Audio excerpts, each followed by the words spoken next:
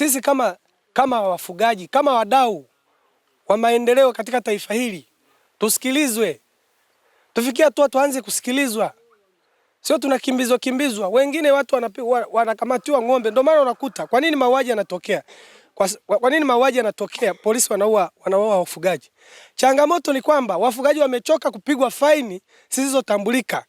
Mwisho wa siku mtu akiona askari au cruiser ya polisi anakimbiza mifugo, na kwenye kukimbiza mifugo hapa polisi anakupiga risasi. Umeona? Sasa haya ni maisha kweli ya Kitanzania jamani. Sisi ni wadau wa maendeleo ya taifa hili.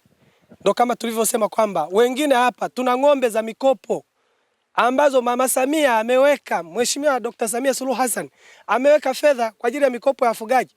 Unakuta hizo mifugo ulizoenda kukopa pesa ukanunua ili kwa ajili ya kutengeneza stoku yako, bado zinakamatwa na jeshi la polisi, zinapigwa faini, yani mdau wa kulipa kodi katika nchi hii, lakini bado unasumbuliwa. Tuna shida kama wafugaji wa mkoa huu. Tunanyanyaswa, tunakamatiwa mifugo yetu, tunapigwa faini ambayo haina sababu, inapelekwa sema isiyoeleweka. Tunaomba serikali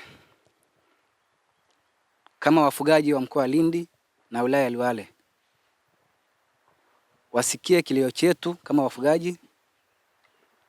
Naomba msaada wao, na kama kuna makosa kama wananchi au wafugaji wa maeneo hayo watusaidie na watuelekeze ni shida ni nini mpaka tunaishi namna hiyo. Ni muhanga wa malipo, nimelipishwa na jeshi la polisi. Jeshi la polisi limenikamata nikiwa na ng'ombe 6. Nilivyokamata na ng'ombe 6, kwanza nilianzishwa vitisho. Nani kakuruhusu kuingiza ng'ombe mazingira haya? Nikamwambia afisa, mimi sijaingiza kwamba ng'ombe kimakosa. Ng'ombe hawa wananisaidia kwa ajili ya kilimo. Unatujibu jeuri? Piga pingu huyo. Nikasema sawa. Kwa baadaye wakazuiana wao. Wakasema swageni hao ng'ombe. Waliposwaga ng'ombe kutoka mazingira niliyokuwa nikichunga kwenye eneo langu, tulipofika njiani waliniambia nitoe fedha. Nikamwambia fedha ya nini? Unatuuliza maswali hayo? Tutakuchafua. Sasa nikaanza kujiuliza, utanichafua mimi, kwa hiyo mimi nisihoji. Mimi nikihoji ni kero. Basi kutokana na mambo ambayo yaliyotokea huko nyuma, nikiangalia wenzangu, wafugaji wenzangu wanavyoteswa, nikawa sina budi kuwasikiliza wao. Na kweli walinitoza faini ya kwao kama milioni 1. Nikamsema sawa, milioni 1 nitatoa, lakini naomba risiti. Unatuambia tutoe risiti, wewe kama nani? Sasa nikaanza kujiuliza, hivi nchi ni ya wapi? Kwa hiyo mimi Mtanzania siwezi nikafikia sehemu, kwa sababu unajua wanakuambia jeshi la polisi na raia ni marafiki. Urafiki wa polisi na mimi kukoje? Basi kutokana na hali ilivyo, niliamua kutoa ile shilingi milioni 1.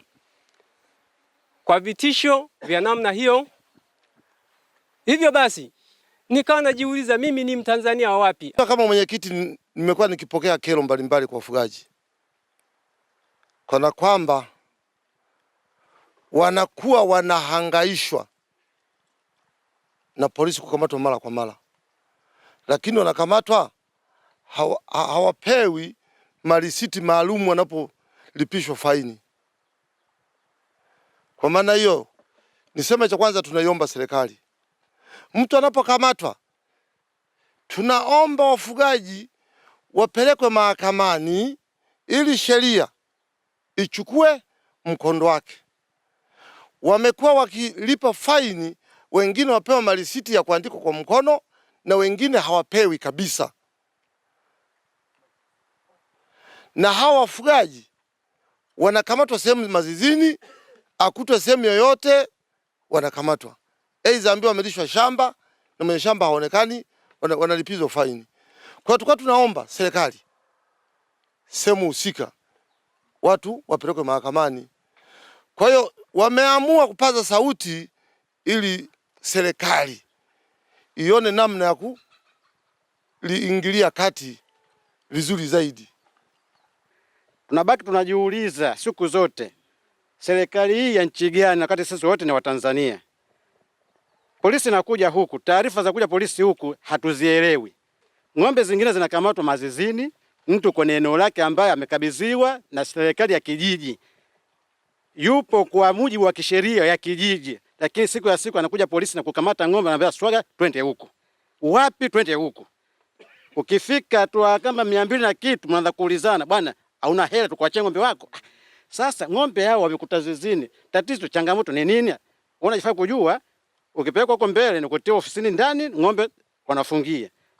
Hapo ndugu yangu, kama ulikula jana chakula kinaishia humu, hata dhamani hakuna. Kwa hiyo tumekuja hapa na maandamano haya na wafugaji wenzangu. Hiki ni kilio.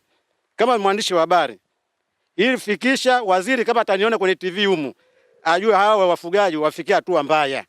Yaani hizi sio mili yetu. Tunakula usiku lakini usingizi upatikane kutokana askari jeshi la polisi. Mwaka jana ng'ombe wangu mimi walishikwa Kingumbu kwenye mawe karibu na Ngumbu, ulikuwa mwezi wa 7 nadhani. Walishikwa kama ng'ombe 60. Wakapelekwa na Ngano. Wakashikwa wakalala na Ngano, mimi nilikuwa nyumbani Rufiji. Nikatuma watu kwenda kuwaokoa. Siku ya kwanza hawajafaulu. Siku ya pili wakatoa milioni 7. Na baada ya kutoa hiyo hela nikamwambia kwamba hebu ombeni hilo risiti muwe nalo. Wakaambiwa kwamba mashine haipo. Mashine imeharibika, ipo Kiangala matengenezo. Kwa hiyo walikabidhiwa ng'ombe bila risiti, hela ikaenda hivyo hivyo. Ilikuwa milioni 7 mwezi wa 7 mwaka jana.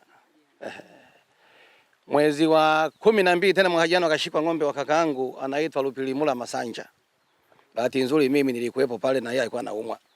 Akaniambia, bwana hebu hao ng'ombe wangu wafate kawatazame kuna nini. Nilienda paka pale kwenye ng'ombe pale, nao walilala siku ya kwanza tukufaruku watoa. Tulivyozungumza wanachotaka kwamba ni hela, hao ng'ombe huko waruhusiwi wamekujeje huku, ilikuwa mwezi wa 11. Unaona? Waliomba milioni 8, tulipalangana tukaishia kwenye milioni 3 na 500,000.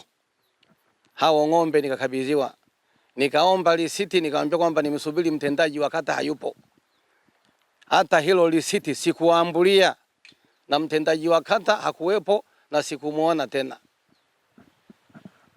Kwa mwaka huu mwezi wa 6 tarehe 13 nikapigiwa simu muda wa saa 1 asubuhi na vijana pale kambini kwamba bwana hapa kambini tumevamiwa.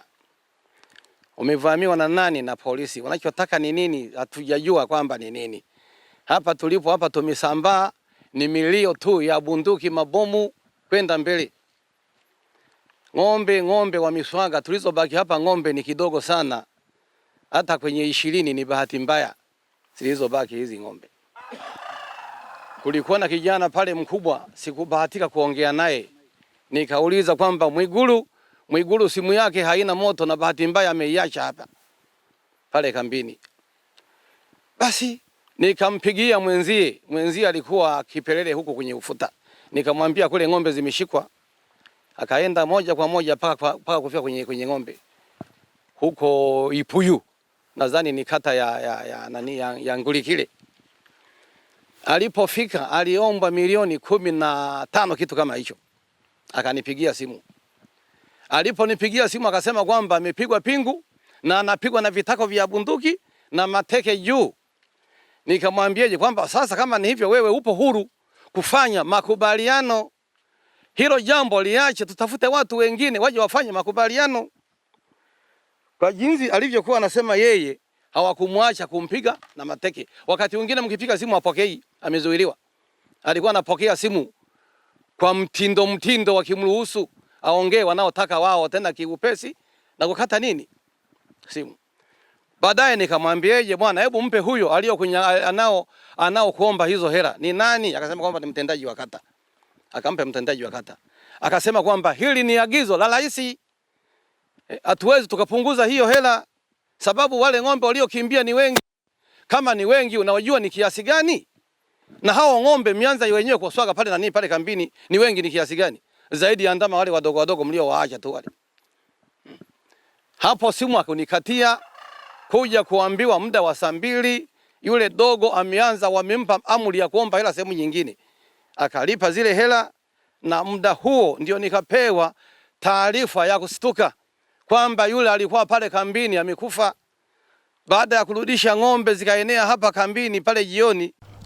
Sasa kuhusu kuwepo kwa malalamiko kwamba pengine jeshi la polisi au askari wetu wanaokuwa kwenye operation waomba fedha ili kesi zao zisiende mbele, kwa maana nyingine kirahisi kwamba waombe rushwa, malalamiko hayo hayajatufikia, na kama yapo na waomba yatufikie, wafikishe kwa wakuu wa polisi wa wilaya. Wasiposaidiwa tupo kwenye ngazi ya mkoa, lakini pia ni waahidi nitayafuatilia, na kama tukikuta ni kweli, sisi huwa hatuna muhali na askari yeyote ambaye anakiuka maadili na taratibu za utendaji wa kazi za polisi.